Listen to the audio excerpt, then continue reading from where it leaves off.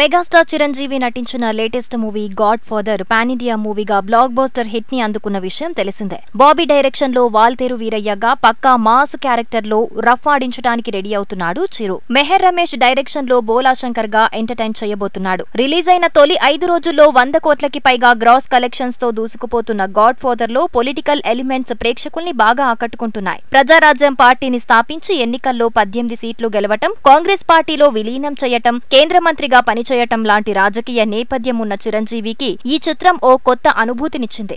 మీకు ఇష్టమైన రాజకీయ నాయకుడు ఎవరంటూ చిరంజీవిని ఓ చిట్ చాట్ లో ప్రశ్నించాడు పూరి జగన్నాథ్. లాల్ బహదూర్ శాస్త్రి, అటల్ బిహారీ వాజ్పేయి ఈ ఇద్దరే తనకి ఇష్టమైన నాయకులని చిరంజీవి ఇచ్చిన జవాబుతో అందరూ షాక్ అయ్యారు. జవహర్ లాల్ నెహ్రూ, ఇందిరాగాంధీ, రాజీవ్ గాంధీ, పివి నరసింహారావు లాంటి వారి పేరుగాని, తాను కేంద్ర మంత్రిగా పనిచేసినప్పటి ప్రధాని మన్మోహన్ సింగ్ పేరుగాని చెప్పకపోవటం ఆశ్చర్యానికి గురిచేసింది. చిరంజీవి పొలిటికల్ రీ-ఎంట్రీ కోసం కొన్ని రాజకీయ పార్టీలు ప్రయత్నిస్తున్నాయి. వాటిలో బీజేపీ కూడా ఉంది. చిరు నోట వాజ్పేయి మాట రావటాన్ని బీజేపీ శ్రేణులు గ్రీన్ సిగ్నల్ గా భావిస్తున్నారనే టాక్ వినిపిస్తోంది.